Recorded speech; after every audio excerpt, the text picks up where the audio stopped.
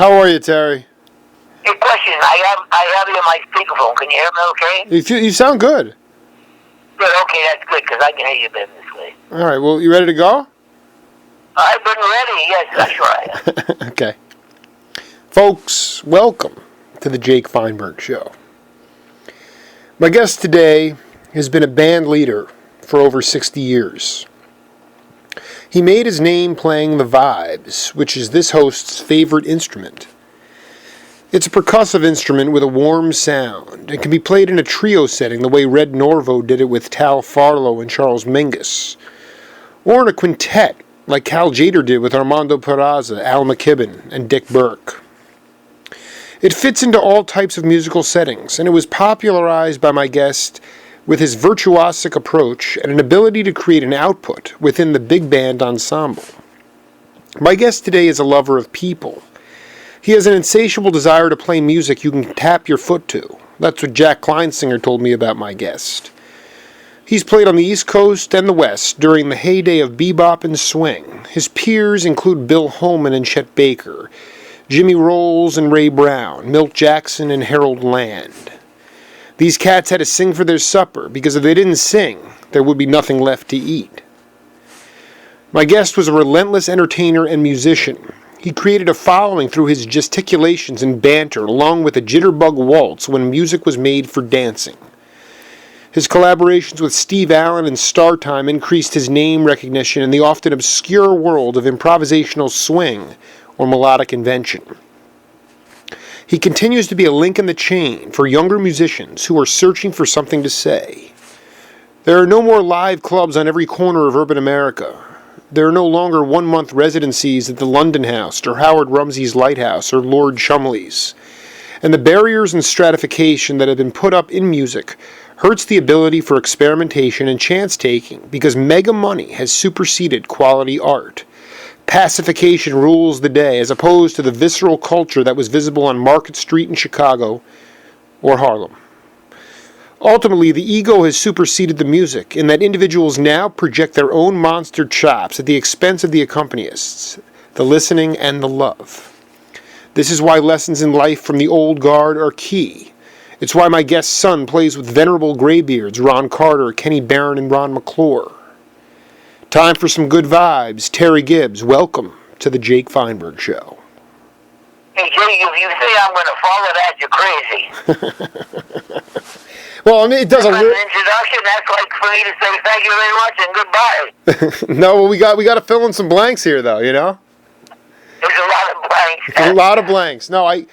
Let me mention one thing. Go ahead. You mentioned about the vibe. Yeah. The actual person that made that instrument famous and the sound they had was the Benny Goodman Quintet sextet with Lionel Hampton. That's right. They made the sound of the clarinet and vibes famous as an instrumentation. That's why Buddy DeFranco and I, any time you put any clarinet and vibe player together, even though they don't sound like Benny and Lionel, they can avant-garde anything. It's got that sound. It's almost like a Glenn Miller band with any bunch of guys you put together, put the clarinet in front. It sounds like Glenn Miller or whatever. It's that kind of thing. But so Lionel Hampton actually was, in a way, even more than Red Norvo was even the starter of it. But he was older, thank God, than me, which was good. No, I was going to put Hamp in my intro, but I was like, I don't know if Terry danced on the drums like Hamp did. But he. First of all, nobody did what Lionel Hampton. Mm-hmm. He was an entertainer. He could really play great, but he was really an entertainer. In my book, I wrote there are 3 people you never followed on a stage because they'd find some way. And I mentioned Buddy Rich. You were crazy if you wanted to follow him as a drummer. But with Lionel Hampton, he would wipe everybody out because if you got a standing ovation from 9/10 of the audience, but he's going to do something to get that whole audience to stand up, including the bellhop and the guy who rides the car outside.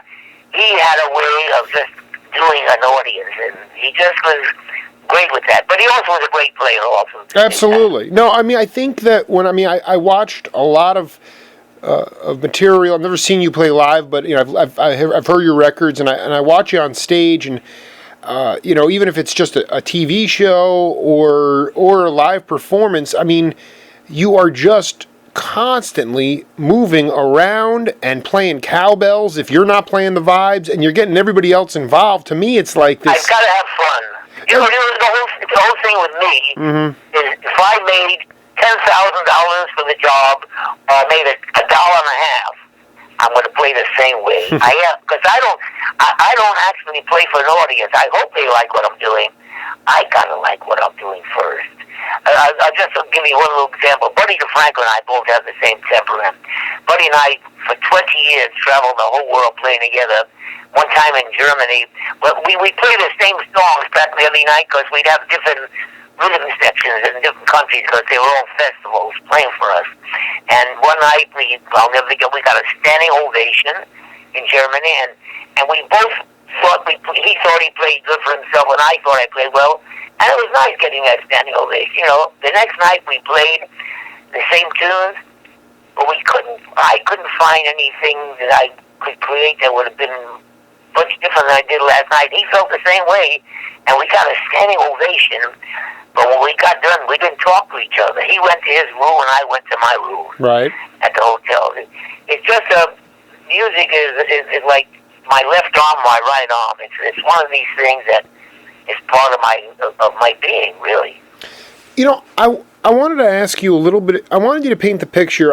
I've interviewed quite a few cats from the LA studio scene, but I was really struck by your relationship with Steve Allen. I was hoping you could talk about your opportunities that you had in the show business and with some of these entertainers that helped you grow as a musician and as a person as well. Well, to start with, Steve Allen was a fan of mine. I met Steve in the early 50s, and he was a fan of mine. That's why I got to know him. And I wasn't ready to sit down. I never even thought about conducting a television show or anything until I got called by Regis Philbin in 1964, and that got me into television. Then I started to conduct television shows and write for television shows. And then one time, Steve asked me, because he was like I said, he was a fan of mine. He asked me if I would perform in Las Vegas as an act, playing what I do, with a big band, playing 3-4 tunes. And I also, by that time, I taught him how to play little vibes. It's like a shtick where a lot of hand things that was more entertaining than it was music, because he really wasn't a vibe player. So anyhow, he hired me to do that, and I asked him who can conduct the orchestra, and he said the house orchestra leader. I said, would you want me to conduct it? He said, well, I'm not going to pay you any more money. I said, I don't care. It'll be fun. I don't want to stand around all the time while everybody's having fun. So anyhow, I conducted the show for him, and then a show came up that he was going to do, and he asked me, would you like to do the television show with me? And that lasted 17 years. I said, I went with him for 17. But the good thing about it, he always was very jazz-orientated. Right. We'd have Sarah Vaughan. Well, we did 6 shows for Disney, just having all music. Having 3, we had one show I'll never get. We had Dizzy Gillespie, Sarah Vaughan, and Hank Mancini. We did one with Joe Williams, and Paul Williams, who's now the president of ASCAP, who wrote the song that Barbra Streisand recorded. We had all music on the show, plus my big band, my 16-piece band. So it was fun working with Steve for that reason. Plus, he gave me the job as the musical director. He never told me what to do. He always asked me, if you give me a job, let me do my job. I won't do anything without asking you. Of course, it's your show. But if anything that I would change, I would change to make better for you. Because I'm not the actor now. I'm actually the background. I'm the band leader who's supplying all the writing music and supplying the music. So I'm good working for somebody if they let me do what I do. Could you give an example of that, like that subtle change that you would do for Steve? Yeah, well, this is pretty wild. We start, we used to do like a Tonight Show to start with, when the band would be on stage, you know. Mm-hmm. And now we were going to do a syndicated, a show what they call Across the Border on CBS, a scripted show. There was a script, and we had different comedians, different acts, you know. So the band, they were in a theater down in one building, and believe it or not, we were right next door, and we had a room for the band set up. We weren't even close to them, and I worked by monitors and by earphones. One earphone always went to the director, and the other earphone always went to the stage.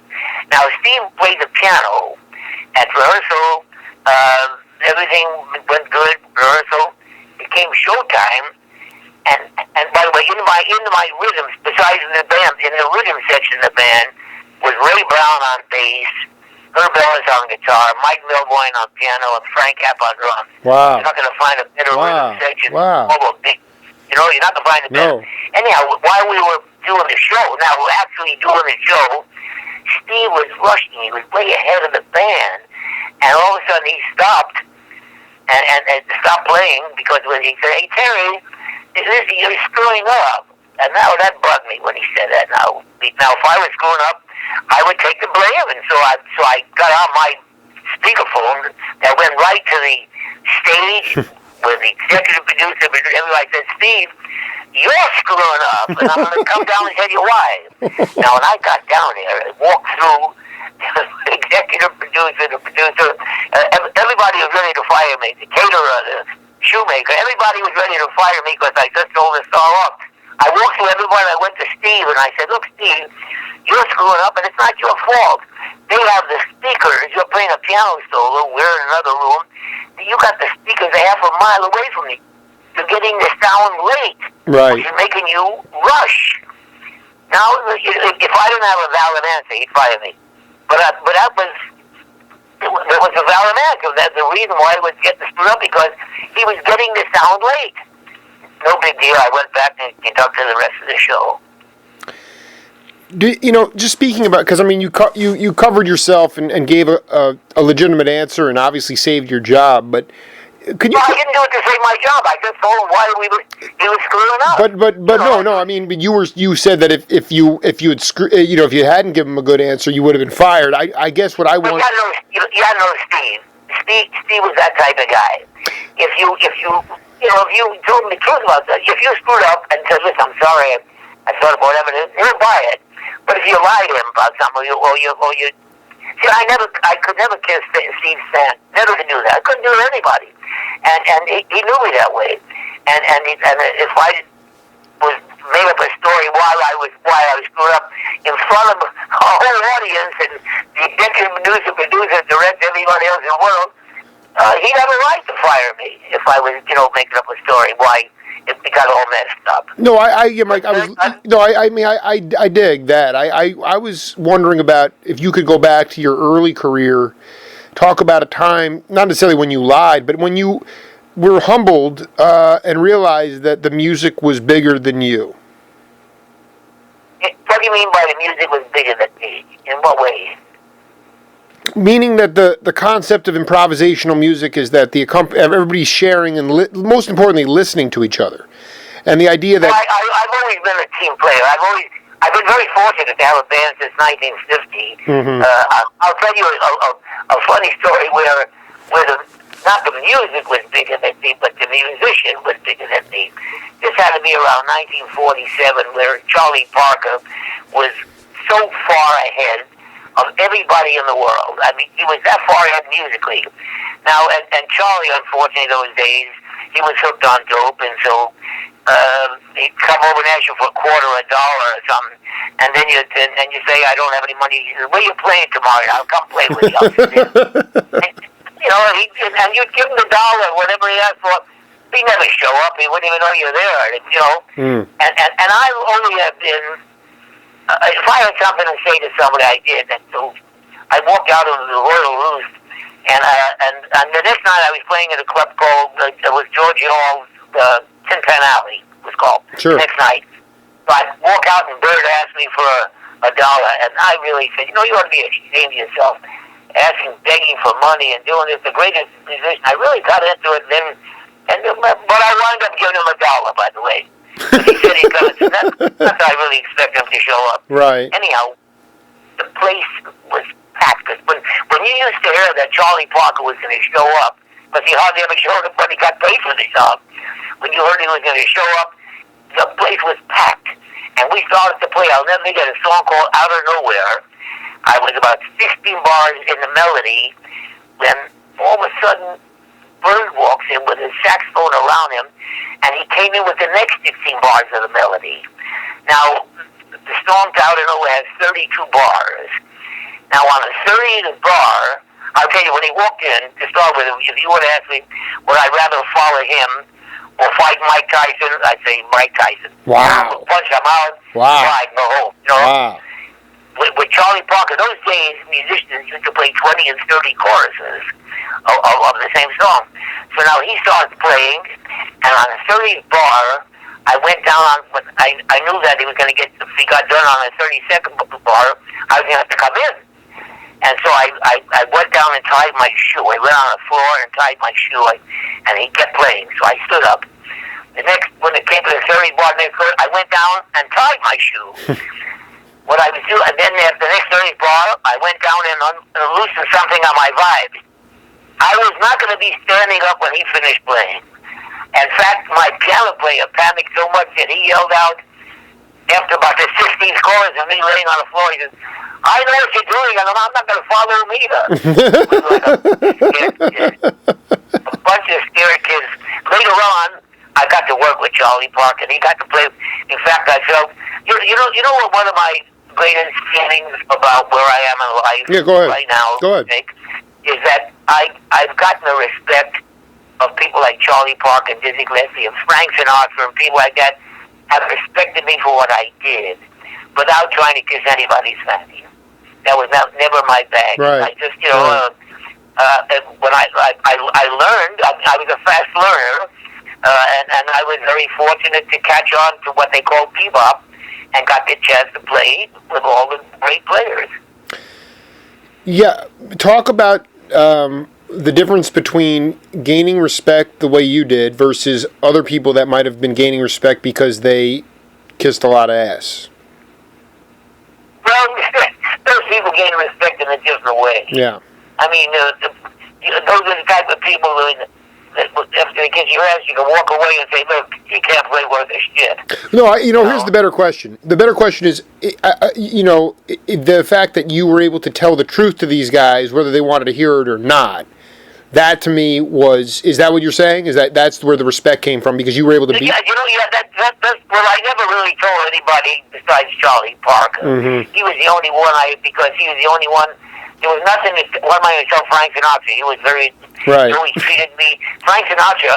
We never ran in the same circles, but I worked opposite Harry James in Las Vegas for 6 weeks while Frank Sinatra, all those what they call whatever they call them, Dean Martin and Joey Victor, they would do it Ocean's 11. So they were all appearing. So every day they were all appearing there. And Frank Sinatra, who used to work in Harry James' band when he first started working, so when they got done with their shows, they come over to hear us play.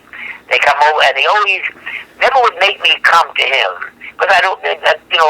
That was not my people to hang out with because I didn't know all of them that well. He'd always come over and say hello to me. I respected that. Yeah. No, I like this. I like the story. I like the story. This is very important because. You gave Bird the $1, but you told him, this is a disgrace. You're a mess. You really need to clean. You're the best player out there, and a lot of these guys were. You know what? He knew it. He knew it. Exactly. That's the whole thing. Exactly. And once again, if I was making up a story, but he knew he was. But unfortunately, he was that way since he was 15 years old.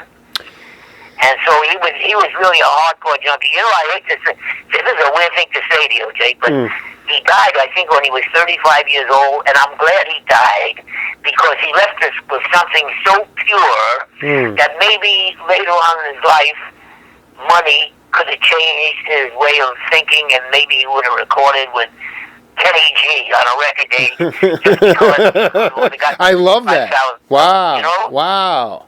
I did. I don't think he would have, but you never know. But my point is that he did die and left us with stuff. Everything that Charlie Parker did was genius. Everything he did. You know, when he recorded a song called Lover Man. Now, I was in New York at the time. I'm living in New York, and he recorded out here and had a nervous breakdown while playing that song, where they actually strapped him up in a straitjacket and took him to Camarillo. And all of us back east, when we heard about that, we said, boy, that's going to be probably the worst thing you ever heard in your life. And, you know, they put the record out, and I've never heard a better chorus on Lover Man in my life by anybody. Really? Yeah, he was, you know, I put in my book that I thought he was the only genius we ever had in jazz, only because, and I'll tell you why I said that, because there's no maybe. Everything he did was perfect. Now, Dizzy Gillespie, who could have been maybe my favorite player because of how he played, you could have said maybe his sound, maybe his sound wasn't as good as Freddie Hubbard, or could have, maybe, and then Art Tatum, who in the 30s was harmonically and technically ahead of everybody who ever played any instrument. He could have been a little cold because he kept substituting. Maybe. So if there's a maybe behind your name, you're not a genius. Right, Charlie Parker, right. I couldn't find a maybe. I was, that was one thing I read. I haven't read Good Vibes yet, but it said, the question. Maybe you just answered that question, but you use the word bebop, and I like that you use that term, and I'm wondering what you learn most from the opportunities to be around Dizzy and Bird in their prime. Well, I learned how to play. Yeah. I learned how to play bebop. I was always a fast. I'll tell you one so you'll know. I was always fast picking up things. When I was studying, I had to be about 11 years old. My teacher would give me a lesson and put the music there, and he'd give me like a whole page of music, and I'd memorize it. Within about a half hour, I had it all memorized. So when he came to give me a lesson the next week, I played the music, and he thought I was a great reader. So he kept giving me more and more. Then after about 6, 7, and I kept memorizing everything. And then after 6 weeks, he started to catch on to what I was doing. He says, why don't we take it from bar 72? I don't know what the heck it was like. I said, let's take them to the top, because I knew what to do from the top. But I don't know what happened in 72. If I had to read it, I couldn't read it. Then he found out I was memorizing it. And I was good at, that's how I learned bebop, by memorizing what they were doing and then incorporate it. What we all steal, what you say, cliches from other people, but then we turn them around and make them our own. That's what all good jazz players have done. We all have come from somewhere. The only one I don't know who came from somewhere was Charlie Parker. Who was his influence to make him play like he did? I know where Dizzy Gillespie came from. He came from Roy Eldridge. I know where Buddy DeFranco came from, Artie Shaw and Benny Goodman. I know where all the players came from, except Charlie Parker. What he did was so unique. In fact, what Charlie Parker played in his solos was sometimes better than the song he played. And he played some of the greatest songs written by the George Gershwins and Jerome Kerns and all the great writers of those days, It's heavy stuff. When you were in New York, did you ever, Cal Tjader was obviously, was a drummer before playing vibes. Cal Tjader was a student of mine. I'll tell you it's wild. Tell me a good Cal Tjader story. 1947. Yeah. And Cal Tjader was playing drums as an unknown with Dave Brubeck, who was an unknown too. And Cal would come to the hotel where I played with Buddy every night, and we'd go back, and he played a little violin, and we'd go back to where his vibes were after the job was over, and we'd fool around, and I showed him a whole bunch of little things, but he took a different direction.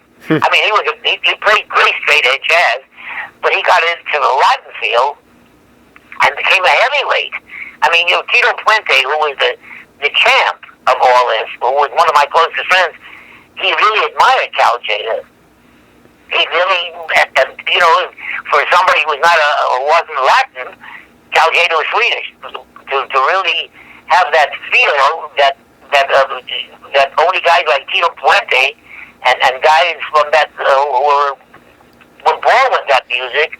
But Cal had that kind of feel. Yeah, no, he did. But I'm also wondering with you. I mean, were you down at the Palladium a lot? How much were you affected by the Afro-Cuban influences and the bossa influences? Because I mean, you were, like you said, you were Tjader's. You taught Tjader stuff. So I mean, that to me was so infectious. I mean, with George Shearing and Tjader, Brubeck, but then where does Terry Gibbs fit into that Afro-Cuban picture? Well, you know what? I've always been a very rhythmical player. Mm-hmm. In fact, I recorded 2 albums playing Latin music. My last one, which was pretty wild, I have a picture in front of me of Tito Puente and myself. My last one I did, after I recorded when my first big band album came out, the Dream Band album came out, and really hit me that big all over the world. I mean, it was just a full thing of, if you read the book, you'll see how the Dream Band started. And I didn't know, I had to record something else to follow it, and I didn't want to follow it with a small jazz band album or another big band, because that thing was such a hit. What do I follow it with? I said, well, maybe I'll do something different. I'll do a Latin album. That's completely different, you know. So I called Tito Puente, who was one of my closest friends, and I said, Tito, would you record with me? He says, let's do a favorite nation. I'll record with you if you record with me. So I played a few tunes on this album, and I recorded this album in Berkeley, and he was working in San Francisco, right across the river. So he recorded with me, and then, even though there was a producer on the day, Tito came back. I used his whole rhythm section, by the way. Wow. I used the guys, all the rhythm players, because he was the best, and he had the best. And so, after he played his 2-3 tunes that he recorded with me, he came back every day, and actually, indirectly, he produced the whole album, because he told everybody what to play. And so it was great. That's why that album is a very true album. Yeah, what's the name of that album? It was sort of produced it indirectly, you know. What's the name of that album? It's called Latin. Let me see, Latin Connection. I don't think I've ever come across that album before. It's called the Latin Connection. You check it out. But you can't get it now, because let me see it. I'm holding it in my hand. Oh yeah, no, I only collect vinyl, so I'll find it somewhere buried in a Goodwill or something. But that, yeah, you do. You know who else is on it? Frank Morgan. Do you know who Frank Morgan was? I know the name. What did he play? He was the alto saxophone player that went to jail for 20, 30 years, and they came out. In fact, they just made it. I think they just made a short little movie about it. What was it like to write? I mean, what was it like to go back and write or try to think about these memories way back? By the way, those memories came that fast. Wow. You know, I probably remember more that happened 50 years ago than I remember happened this morning. Right. Right. And you know why? You know why I remember all these things? Because you have to remember good things that happen in your life. And I've been a blessed, lucky human being that all these, my book is very anecdotal. If I were to write about you, nobody would know the story about you and I. You would know the story and I would know it. So when I write my Frank Sinatra story, Frank and myself. When I write Steve Allen, when I write about Charlie Parker, or Dizzy and myself, they know the story because they were there with me. It's one of these things that I wrote, by the way, I wrote every word in the book. I had a jazz historian sit with me, and he put everything on tape, and my brain runs from one to another. If I talked about Woody Herman, after about 3 sentences of Woody Herman, I brought up Stan Getz's name, and I started talking about Stan Getz. So when I get these papers back from this guy who was taping everything for me, everything was mishmashed. I find out, I learned how to type. I bought a DVD, and I could type about 20 words a minute, and so I put it all on the computer, and it's best when you see what you wrote. because you don't know what you said into the tape recorder. You don't remember what you said. Sure. And you leave so much out. But all I know is, from what I guessed, I had a million stories because I had all these names. You give me I'm a very blessed person in that I've gotten a chance to play or know from that era, from the 50s, 40s and 50s, practically every musician that had ever played music. I've gotten to know them. Yeah, I mean, we're going back. You're really breaking me into an even deeper generation. I mean, it's confounding to me but what I said in my intro is true. I mean, it really was the type of thing where if you didn't swing, there'd be nothing left for you to eat. I mean, it really was like. You know what? If somebody once said, one of my albums with a big band, if you can't tap your foot to this, then you're dead. That was a review. Literally dead. I mean, because there were starving people. It was hard to make a living doing that. I mean, I don't think we should gloss over this. I mean, eventually you made it. I was a lucky person. Right. Maybe for a few reasons. First of all, I'm a good instrument. I'm a classically trained musician, by the way. I had a scholarship at Juilliard as a timpanist, which I turned down. Wow. I play all the percussion instruments. In fact, when I was in the Army, I played drums with a 30-some-odd piece orchestra. Wrote a lot of the arrangements for the orchestra. So I'm fairly schooled, but the big thing was, the most important thing is that I was a good instrumentalist.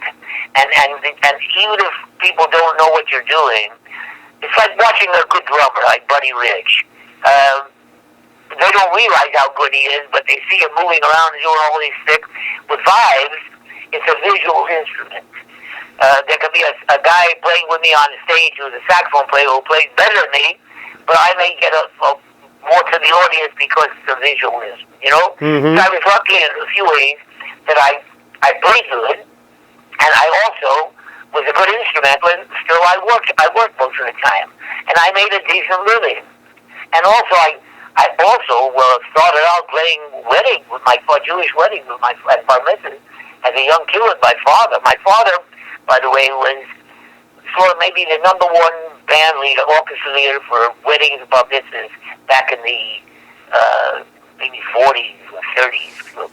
So like that. And then what I would do as a young kid, I would go out in the middle of the floor while we're having dinner, and they always had the piano player play the accordion, and he'd accompany me, and I'd play all these Jewish melodies, by the way, that had never been put on paper. All the musicians that worked for my father were they were almost like jazz musicians, because they brought all this music over from Russia. Mm-hmm. Brought all this thing where if my father had 2-3 jobs for the night and hired 5 musicians on each job, nobody ever showed up with music. Everybody knew. It was like going to a jam session with jazz musicians. You don't bring music. You just go jam, you pick a song, and you play it. Right. Well, they knew all those things that would never been put on paper. These things were the most beautiful, melodic, minor melodies you ever heard. And they were authentic. When you hear what they call klezmer music now, I hate to say it, but it's fake. It really is fake. It's almost like when you hear the younger guys, some of them play bebop, some of them can play it good, but none of them can play like Dizzy or Bird or. No. I want to. You're the one to be articulate. When you talk about klezmer music being fake, what does it mean? I know what you're saying. Is it too Velveeta? It's too soft? What do you mean by fake? No, klezmer music is Jewish music. Right. Jewish, playing that kind of klezmer music is playing actually Jewish music. What's fake?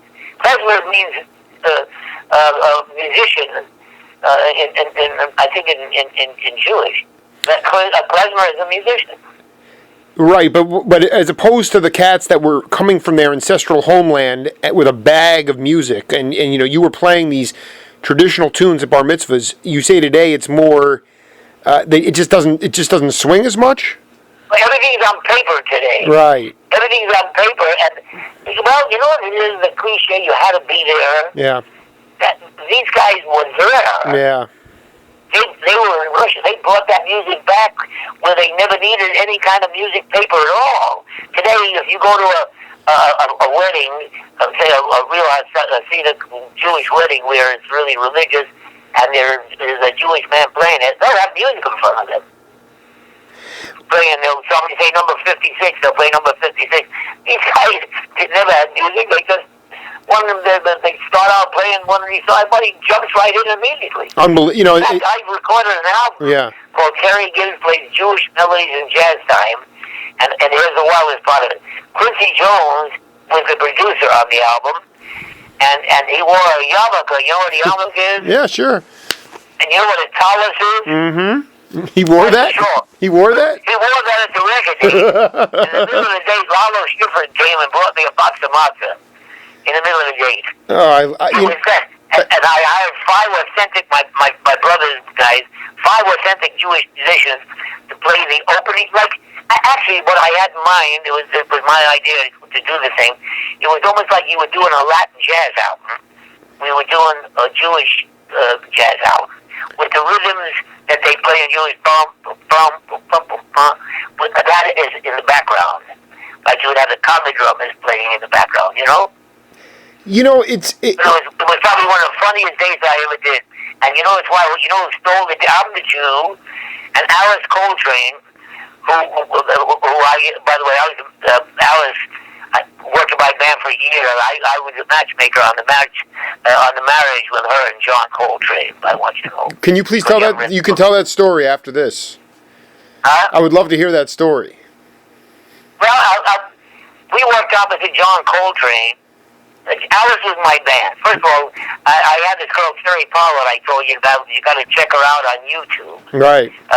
Like I said, if you go to Terry Gibbs Vibes Videos, you'll see that thing with Terry and myself playing. She was the first girl I ever hired from Detroit. Then I had another girl who followed up. Terry was a little black girl. And when we played down south, they wanted to kill me. They just wanted. I'm not sure if I'll tell you this one story. This is 1955. Right. 55, where blacks and whites were supposed to be together. But I never thought about anything but having the best musician in my band. And lucky in a way, the bass player was also black and the drummer was white. So when we traveled somewhere, they thought that she may have been his girlfriend or whatever. But I'll never forget, we played this one place down south, and in a very ritzy place, and this guy was connected somewhere. The guy owned the place, and he's standing there with 3 of his goons, and he says to me after we got to the place, he says, you know, Terry, he says, you know, you're the best actor I ever had in my place. He says, I'll give you 8 weeks a year in my club, 8 weeks a year, if you get rid of that coon on piano. Now, by the way, I used to box as a young kid. Now, when I got this burning feeling on my stomach, you could hit me 20 times, I wouldn't even know it. I'd knock you out. Right. I'd knock you out, but I got that feeling in boxing. Now, after he said to me, get rid of that coon on piano, I got this feeling in my stomach, and I just immediately, I said, you know what? I'll get rid of that coon on piano if you get rid of your fat wife. Wow. And you won't believe the 3 goons. I thought they were going to take an arm and a leg each. Oh, my gosh. I just walked away. I said it. Well, he probably, you know, so obviously you just enjoyed playing with Alice, but then you and Train were playing opposite each other, and then you... No, actually, yeah, we worked opposite the Train, and Alice, let me tell you how I put this. Inwardly, Alice was probably one of the nicest human beings, just a beautiful person, but outwardly she may not have been the most beautiful, if you know, she's no Lena Horne, let me put it to that way. You know, she wasn't, yeah. But anyhow, we worked opposite John, though I knew John from before, because he worked opposite with Miles Davis, he worked opposite my big band out here in California. But now we're in New York, and there was a table that was set for musicians, sort of on the side and the back to where you wouldn't want to see the customers there because all you would see is the back of the musicians, you know? Yeah. And she, every time, and John was going through this thing of really searching. He was squeaking a lot, really going through, not playing anything that I really liked at that time.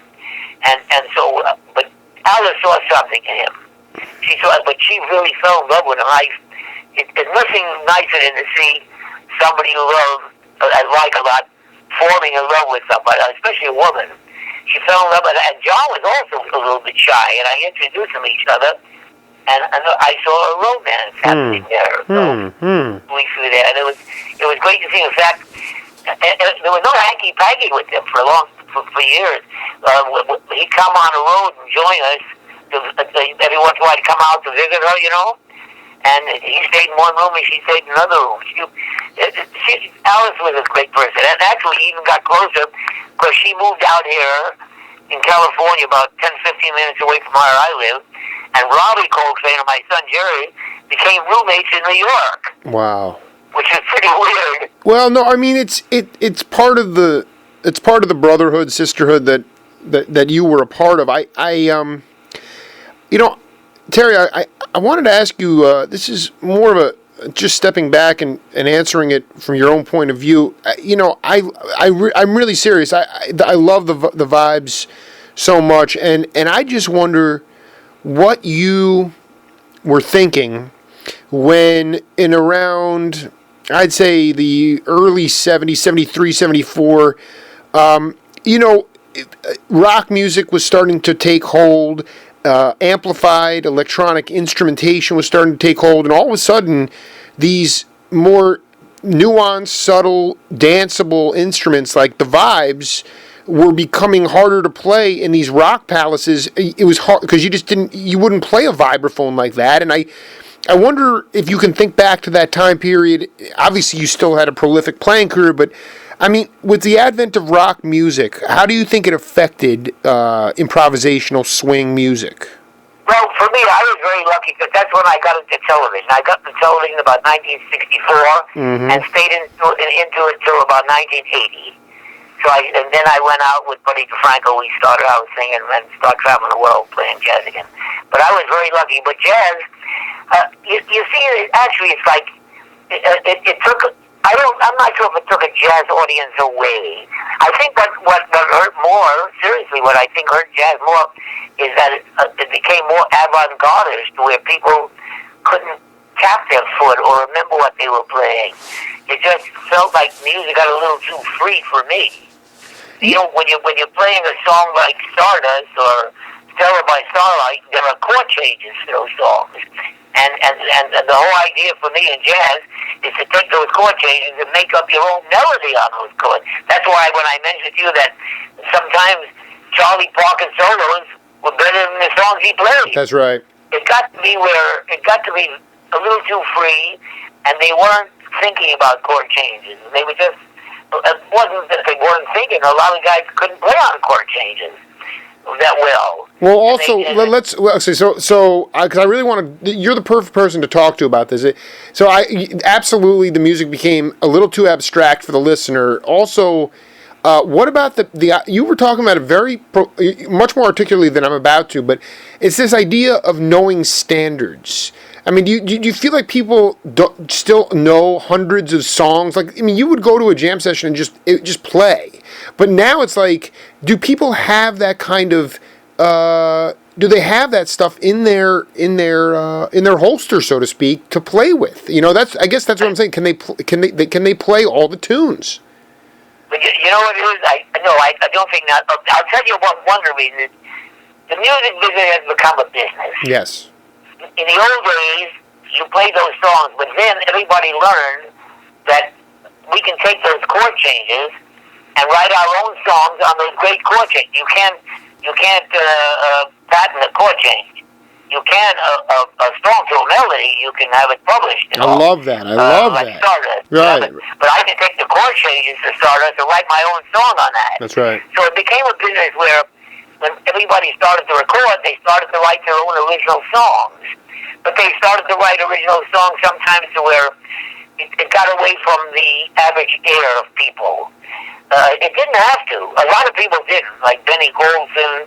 There's a whole bunch of great players that didn't. And even there's a whole bunch of young kids that still play. They may not play the standard song itself, but they may have written a song on those chord changes. You know what I'm saying, Jake? Mm-hmm, yes. So, but for a long time, though, music got to a point where it wasn't fun for me to listen to. It really wasn't. That's what I'm getting at. I mean, I really... I like to have fun. You know, in the old days, like, for example, the club called the Birdland in New York, well, it was happiness. It was happiness. I was a young kid those days. Back in the 50s, I worked opposite. I'd be the third attraction. It would be Count Basie, Sarah Vaughan, and Terry Gibbs. Duke Ellington, Dinah Washington, Terry Gibbs. It was always these big names, and that's how I really got to learn a lot, too. By playing opposite all these great talents. You know, I'd stay there and listen, you know? But it was always happiness in the club. Always people having fun, mixing. Then when things got a little too esoteric, if that's the word, I'm not sure. But it got to a little too avant-garde, then it really wasn't fun. You couldn't tap your foot, and then today people accept if you think somebody plays like John Coltrane, but not the John Coltrane that played with Miles Davis. Not that, or recorded some of the things of his own with Coltrane when he was, because he did a few records where he was soul searching. But Alice told me that actually he wasn't. It was like when he was preaching, it was sort of like a cult thing. He was into a religious thing. Really? He was into a religious thing, and that's what he was sort of. The word dominating. It's pretty way hard on put it. He was chanting, but he was channeling that. Yeah, absolutely. Yeah, he was. Yeah. Wow. But you see, that's why I was saying she stole my Jewish album. She played better than I did on it. I'm the Jewish. She played better than I did because she was just getting into listening to John Coltrane make those mid-Eastern runs, and that's what Jewish music came from. That's right. That's right.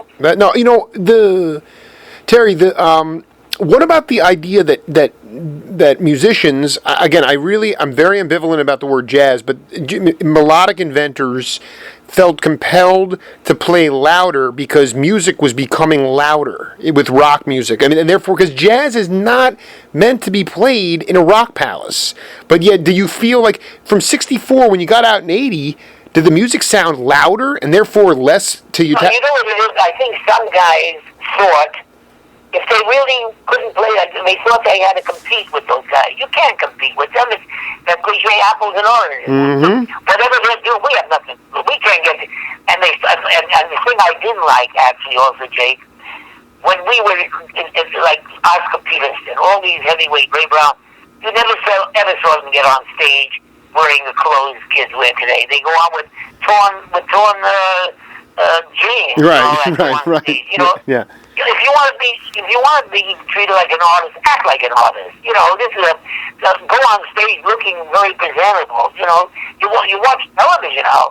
If you watch a Johnny Carson when you know when he was on and all that, you never saw anybody come on that show without a jacket, shirt, and tie. Maybe you don't have to wear a tie today, but you should wear a jacket, look presentable. Some of these guys look like they just woke up and came to the show, running to the show. You know.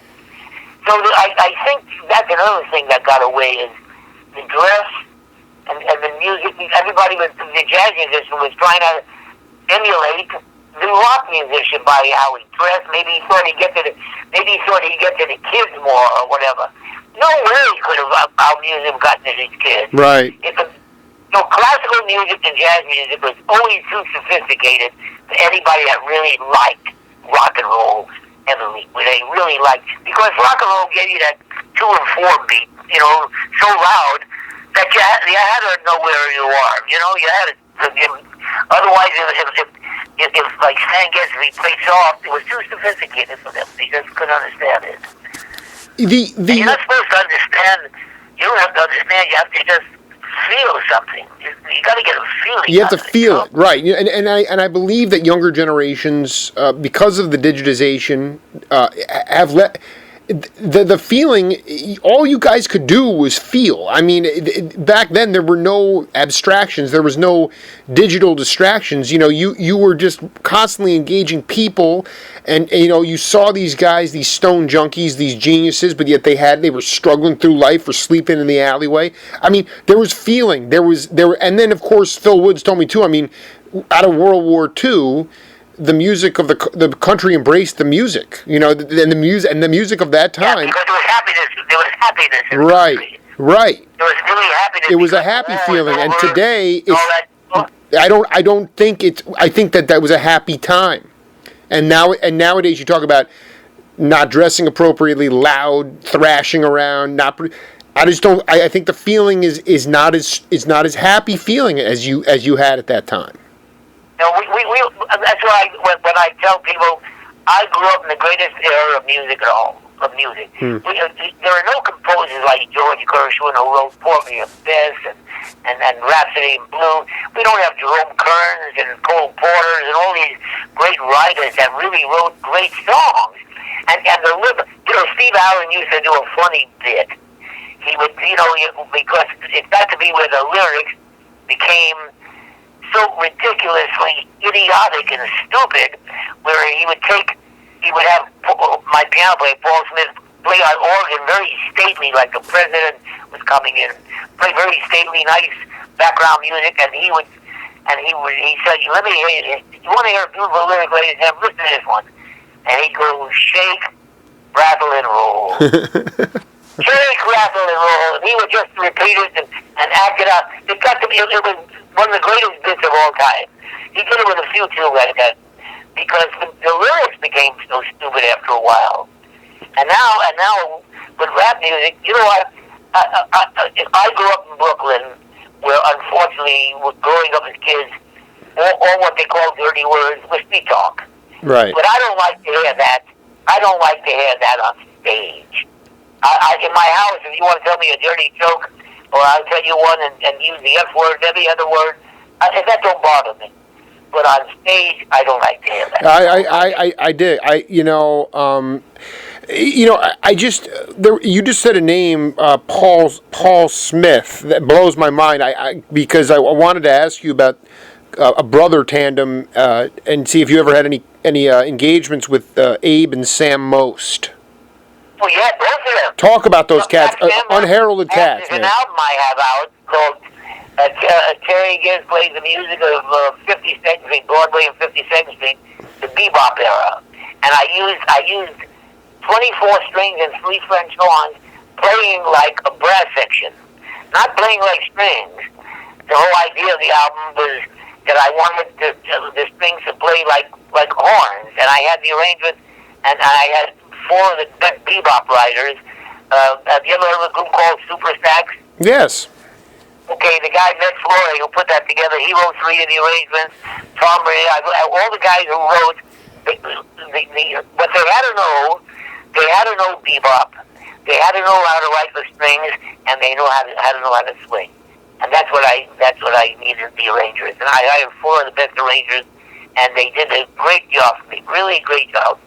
And the whole thing with me is that cliche. I think one of the Duke Ellington songs. It don't mean the same if it ain't got that swing. I don't care what kind of music it is. Like I said, Jewish music always swung.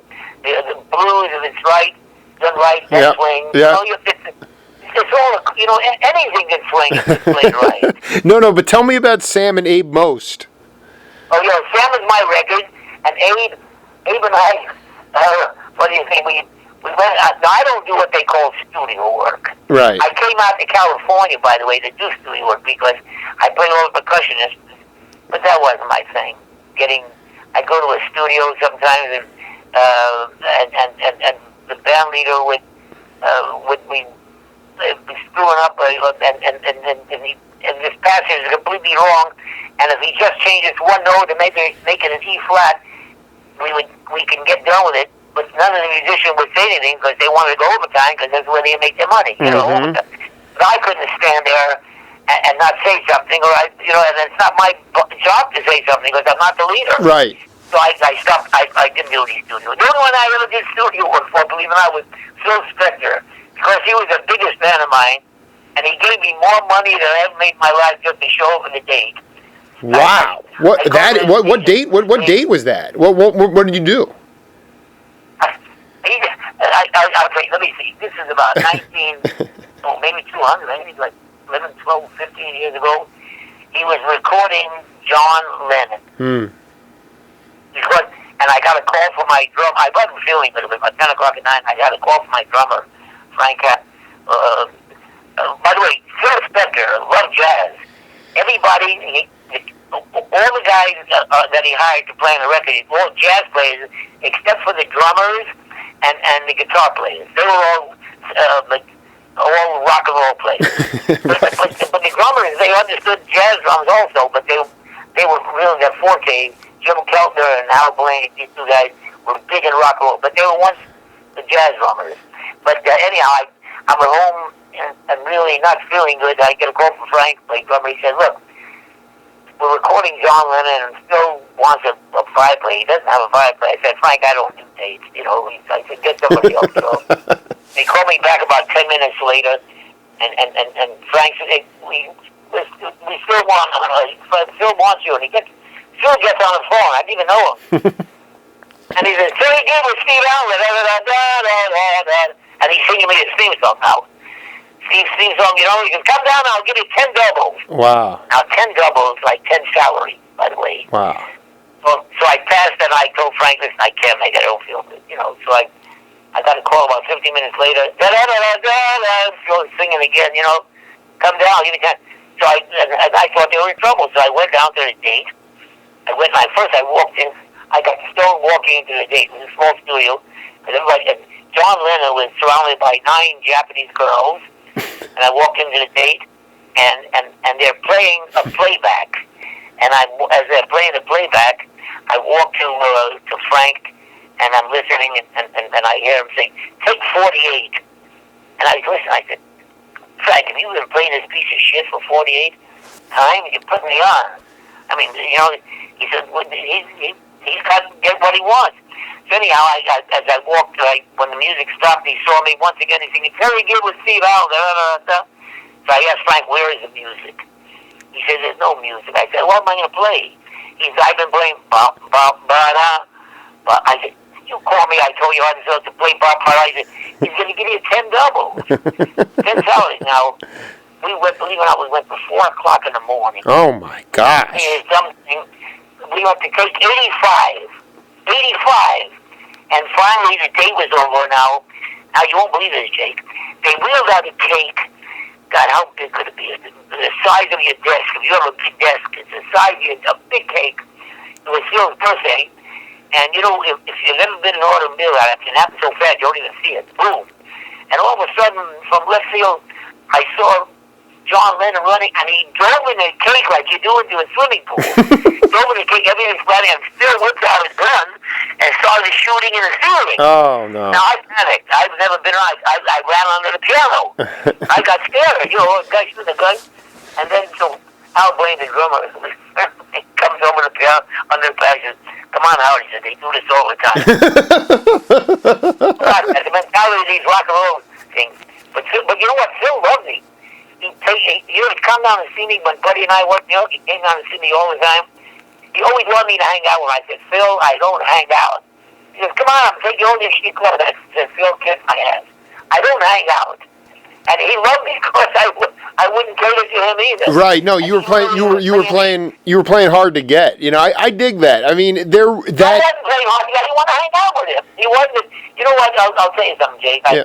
I'm really. My wife thinks I'm a prude because I have a sign in my door saying no soliciting. I don't like anybody to come to my house unless they call me first. I won't go to your house unless I call you first. I only hang out with the people I want to hang out with. I've lost my close friends, guys like Conji Gondoli and Lou Levy, who we sort of grew up together in this business and became well known together a little bit, And so I lost most of my friends. So my wife probably been my best friend. By the way, I'm 25 and a half years older than my wife. I'm going to be 90. And we're going on 37 years of marriage. I married her on my birthday because she was 26 and I was 52. I married my birthday so I wouldn't forget. So I figured I'm going to get older, I'll forget. Well, you haven't Mazel Tov.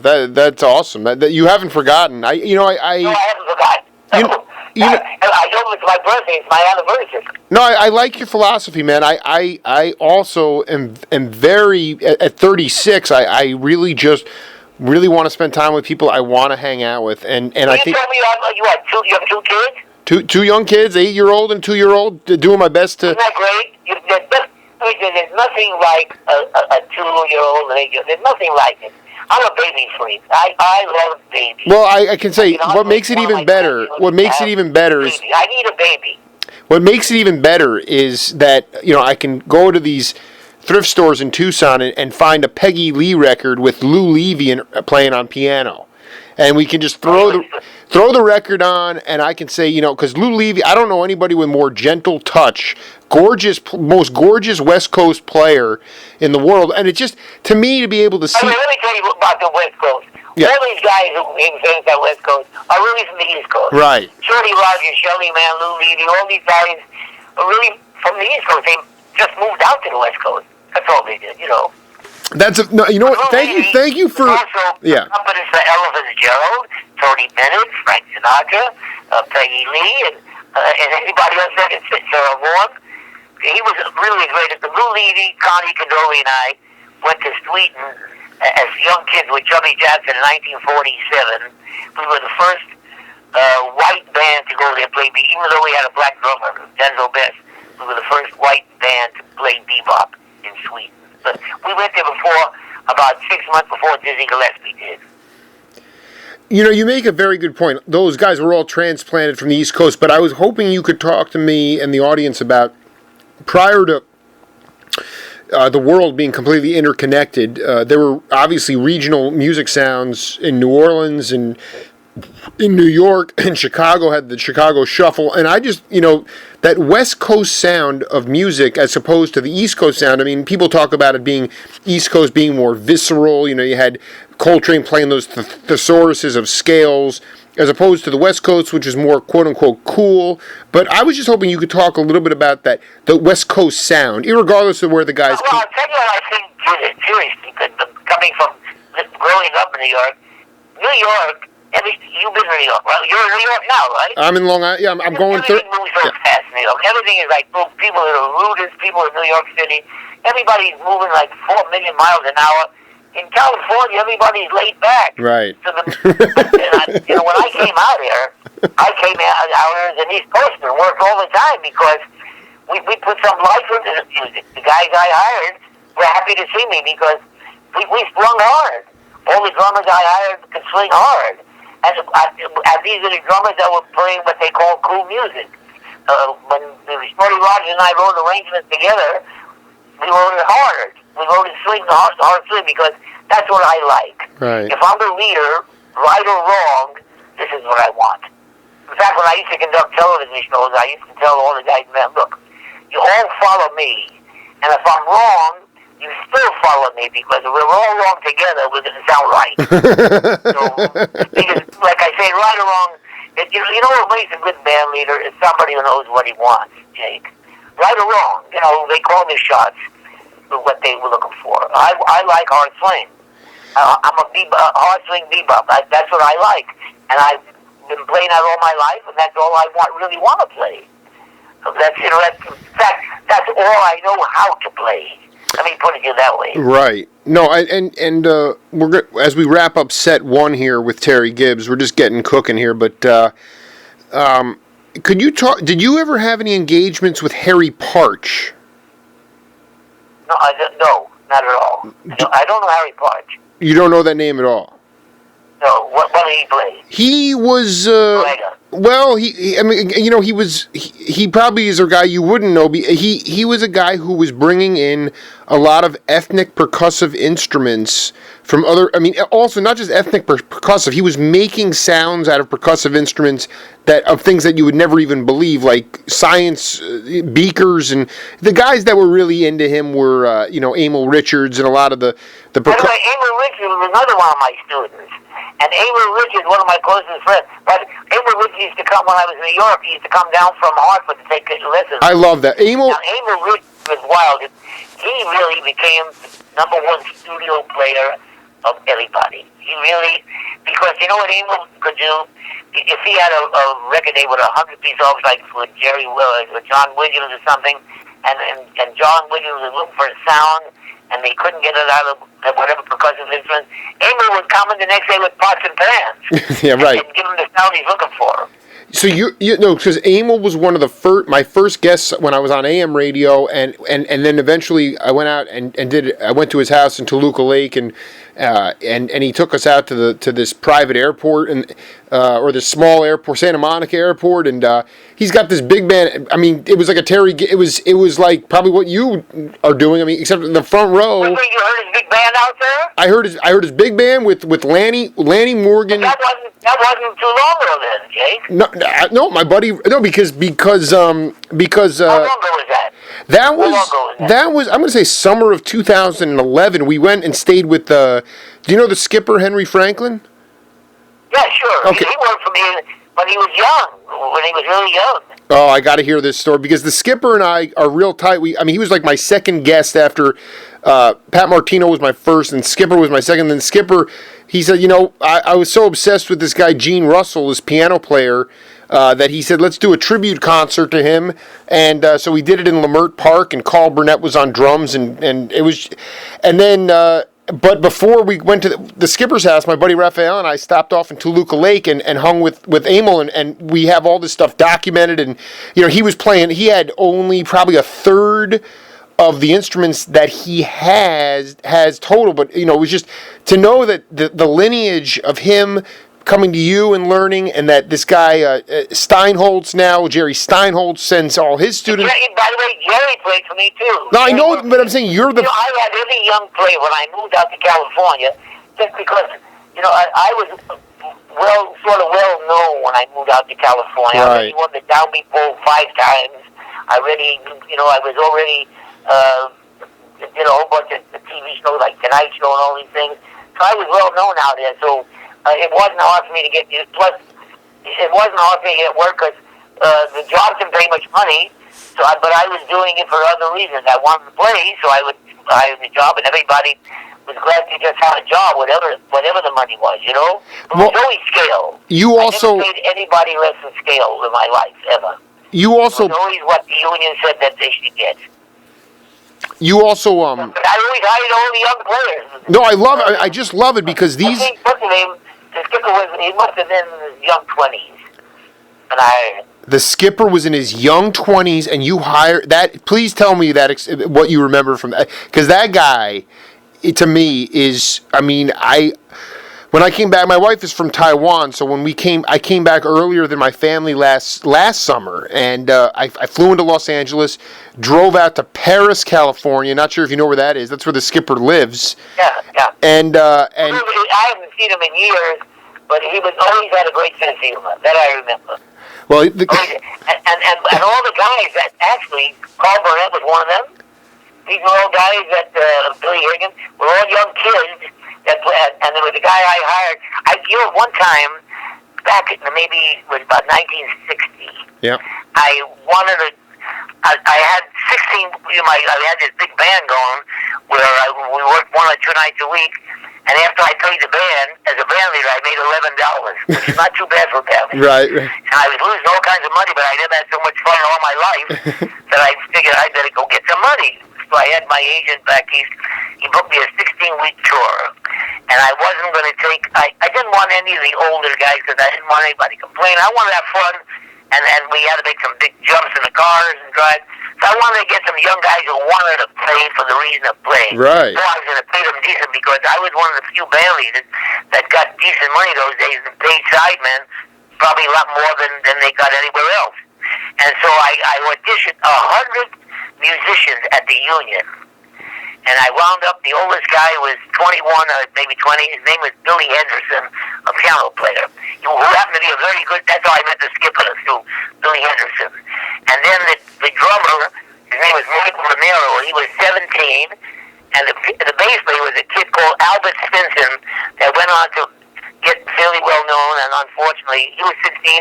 And I had to have a note from his mother to be his legal guardian. You know what's incredible? I 3 kids on the road. We drove from here. I had a big van, a big station wagon. We loaded everything up, so we'd all get in the car, and I did all the driving. I drove from California to Tulsa, Oklahoma without stopping, and we had to go to Toronto, Canada. And then we left in a car for about 6 hours, 7 hours, and then I drove right to Toronto, Canada, we checked in at about 11 o'clock. I just got out of the shower, and my brain was still in left field from driving, and there was a knocking at my door, and I scared the heck out of me because Canada was like a foreign country. Right. And so I opened the door, and these three idiots that I just hired standing there, dirty, filthy. They haven't even, they haven't done anything. They said, "Hey, you know something? We found a place to jam. Let's go." Are you kidding? We just go there. That's what you wanted. You hired us. They made me get dressed, and here I went with these kids, and I jammed. That's so beautiful. What a beautiful story. 17, 18, and I went and jammed with them because I hired them for that reason. I was going to say, Stinson played, he's been talked about when I interviewed John Handy. Stinson died because he was a junkie, too. Very young. He was. Very young. Unfortunately, you know what I funny is, when I hired him, by the way, $150 a week back in the 50s and 60s was big money because you had to pay for your hotel room and your food, and the hotel room in those days was like $19 a week for a room, and breakfast may have been like 20 cents, dinner could have been 35 cents, Right. Sounds great. $150 a week, which was, a guy used to go on the road for $90, $80. So when I hired the guys, I asked Albert Sims first. I said, "How much you have to go on how much you need to go on the road?" He says, "How about $100?" I said, "No, I don't pay $100." He says, "How about $80?" I said, "No." I said, "I'm going to give you $150," which I think he only passed out. And then he didn't own a suit, so I had to give him that. He was pretty close to my size. I had to give him one of my blue suits because he didn't have a suit. But you wanted those. You wanted the younger cat. The other thing that blew my mind, you just said you tried out 100 piano players and a guy that's 100 musicians. 100 musicians. A whole bunch of different piano players. After I heard a good one, I kept it on the side. Then I heard a good drummer. I kept him on the side until then I put them together to see what they're going to sound like as a group. Because you can have the three best players who don't play well together. That's the important thing, is to play together and the feeling that everybody's going to have towards each other. Well, you see, if I have three guys work for me and we can't laugh and have fun off the stage, then I can't have fun with them on stage. I have to have guys that we can have fun. I'm the band leader on stage, no problem with that. But off the stage, there's four of us. And we're all on equal terms. We're all just going to have fun together, Well, I think it's, I think that, the fact that one guy that doesn't talk, period. The skipper told me he'll never do an interview with me because he doesn't talk, is Bill Henderson. And the fact that you plucked that guy out of nowhere. The piano player? The piano player, Bill. He but he was great with me, though. He is a great. No, he's great. He vibes. He was a good vibe player. He's a great dude. When it went at that tribute concert to Gene Russell, when Burnett took a break and Bill Henderson got on the drum kit with Calvin Keys. He plays drums and bass also. Oh, he's incredible. He also plays tenor saxophone. Yeah, we have to do part 2. Talk about Kleinsinger. Talk about Alan Broadbent, Menzo. I've interviewed so many guys that you've played with. I mean, I've interviewed 400 cats, but you're basically the godfather at this point. And so, I think I may be the oldest. Actually, from the bebop era, there's only about 3. When I say bebop era, you had to be like over 85 or 86. Be in the bebop there, to be in the original. Now, guys like Phil Woods, he came later. He sure came and could play as good as anybody, but he came later. But to be from the original sort of clique, you had to be that age. Only Buddy DeFranco, myself, and Clark Terry, who was not, he really wasn't, with the bebop, he was a Duke Ellington and did a lot of traveling. He wasn't in the clique of guys in New York City, Right. There's only about 2-3 of us left. I'm going to throw one more name. I'm going to throw one more guy, and I think he did his own bebop. I just interviewed him a couple weeks ago. It was John Hendricks.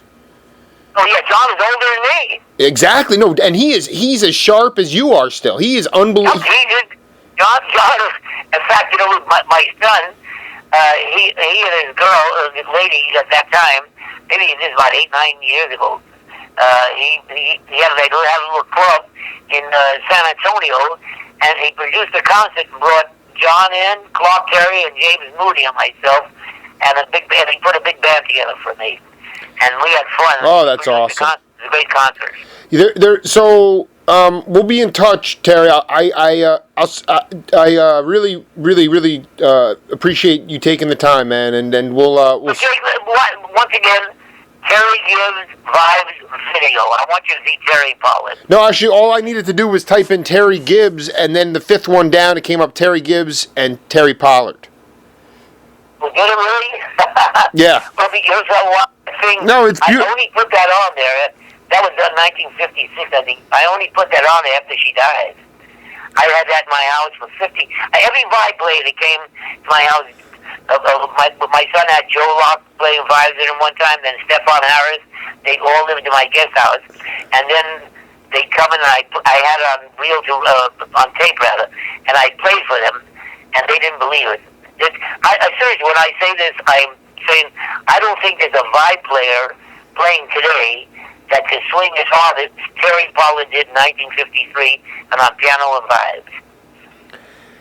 Amen to that, brother. Enjoy your evening. We'll talk soon. Okay, Jake, you take care. And love that little kid.